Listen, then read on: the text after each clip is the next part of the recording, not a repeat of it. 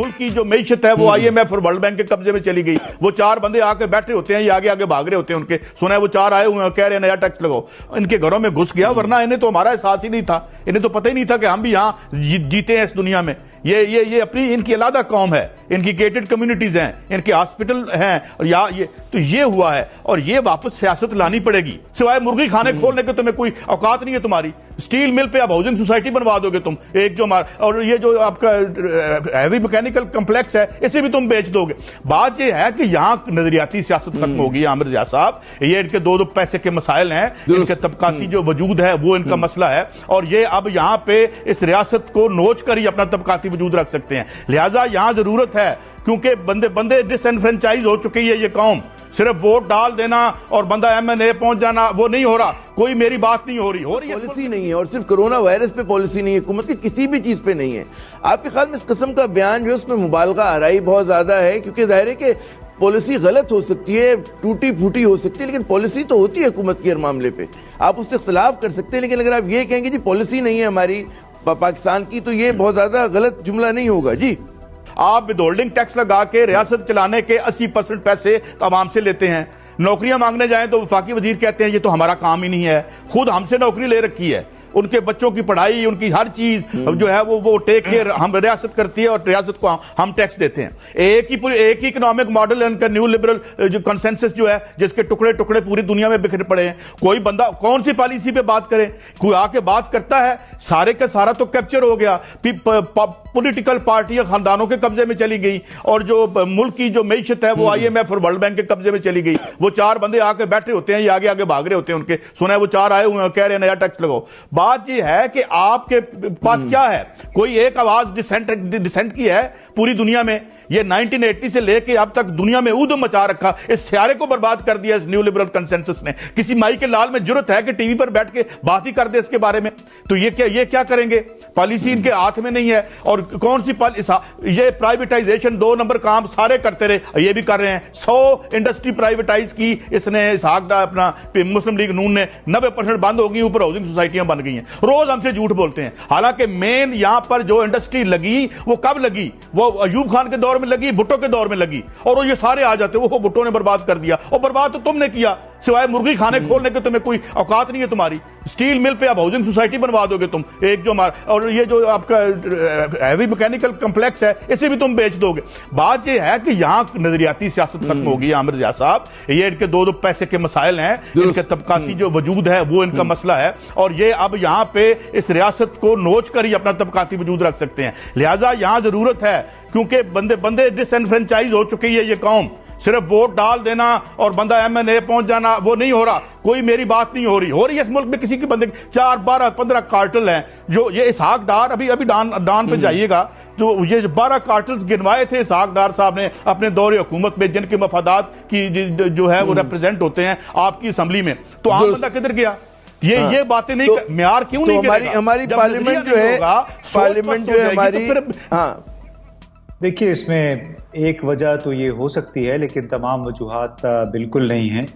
उसमें होता ऐसे है कि जब दरबान जो गार्ड है वो भी अगर चोरों के साथ मिल जाए तो उसमें फिर जो घर के मकीन हैं वो बिल्कुल बर्बाद होकर रह जाते हैं।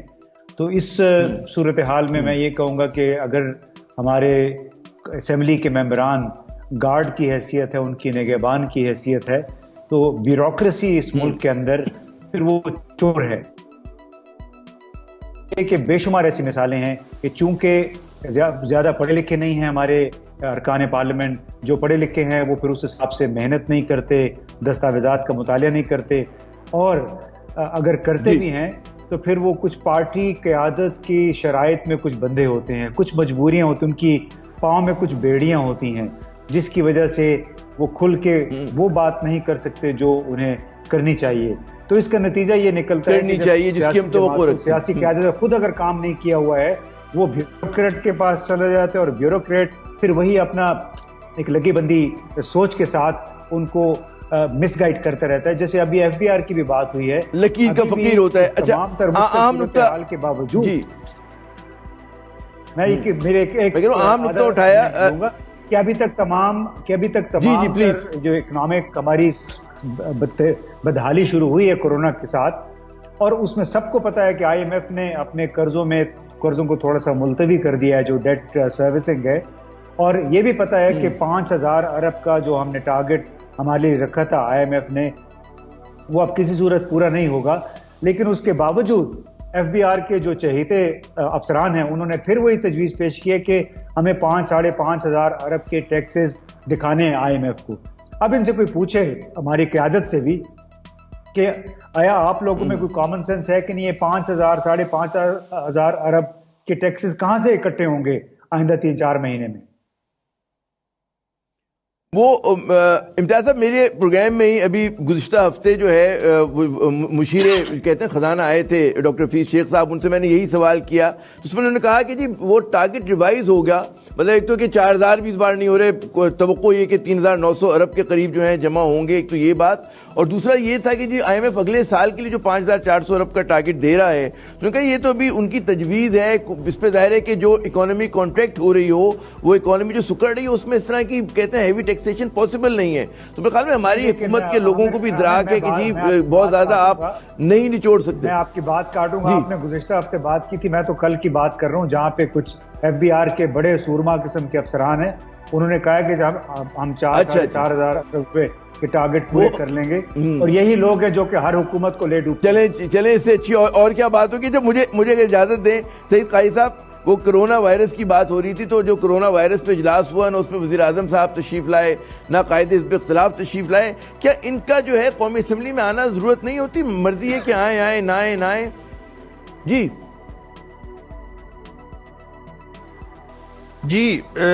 देखिए, जिस तरह अभी ये सारी बात और गुफ्तगू हुई कि डिसीजन मेकिंग कहाँ हो रही होती है, आपने अभी देखे एहसास प्रोग्राम के लिए 40 करोड़ रुपए जो है वो PM साहब ने कहा कि जी क्योंकि अब वो बढ़ गया है सिलसिला तो तनख्वाहों का, तो वो भी जो है वो रोक दिया गया। वजारत खजाना की तरफ से कहा गया कि नहीं जनाब, इसको तो पार्लियामेंट में लेके जाएं। तो असल ताकत किधर है? असम्बली, हम चाहते हैं असम्बली की ताकत वापस असम्बली के पास जाए, ये लोग जो है वो फैसले करें। अभी आपने बात की ये जो रेगुलेटरी रिजीम है, आप राना भगवान दास साहब की रिपोर्ट निकलवाएं, ये जो इफ्तिखार चौधरी साहब ने बनवाई थी, ये ऑयल मार्केटिंग कंपनियों की, वो इंसान के हाथों के तोते उड़ जाते हैं। ये यहाँ कौन सी रेगुलेटरी रिजीम रह गई है? ये IPPs किस रेगुलेटरी रिजीम जरा देखें, ये कहां पे है? ये मुआहदे मैं छोड़, यानी फाइनेंशियल टाइम्स में 2012 में आर्टिकल इस पे लगा कि ये कैसे बर्बाद किया हमने जब हेजल ओलेरी आया था यहाँ पे 90s में, ये जो हमने, तो किधर है ये? हमारे मफाद का कौन देख रहा है? ये तो अपनी सफबंदियों में लगे हुए हैं, अपने असासों में लगे हुए हैं, घर इनके बाहर हैं, पैसे इनके बाहर हैं, यहाँ हुक्मरानी करने आते हैं, यहाँ जो इनके घर हैं वो तो कोरोना इनके घरों में घुस गया, वरना इन्हें तो हमारा एहसास ही नहीं था, इन्हें तो पता ही नहीं था कि हम भी यहाँ जीते हैं इस दुनिया में।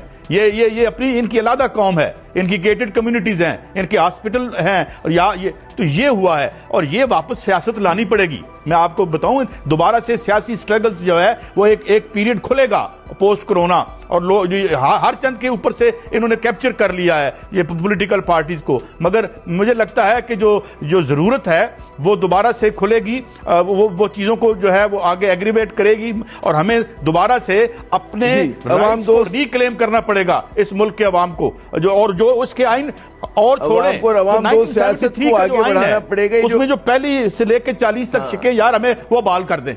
आज के बाद वो प्रिंसिपल ऑफ पॉलिसी नहीं होना चाहिए, उनको बाइंडिंग करें इनके ऊपर। ये तहरीकें चलनी चाहिए। हर चीज ही मार दी हमने, उम्मीद भी खत्म कर दी, सब कुछ खत्म कर दिया, तो मेरे ख्याल में ये ऐसे चलेगा नहीं आमिर भाई, ऐसे चलेगा नहीं, क्योंकि एक छोटी सी अकलियत ने जो जमहूरियत के नाम पे कब्जा किया हुआ है, मतलब है, और उसमें अवाम की पार्टिसिपेशन कम है या ना होने के बराबर है। बात ये है कि आपके पास क्या है? कोई एक आवाज डिसेंट की है पूरी दुनिया में?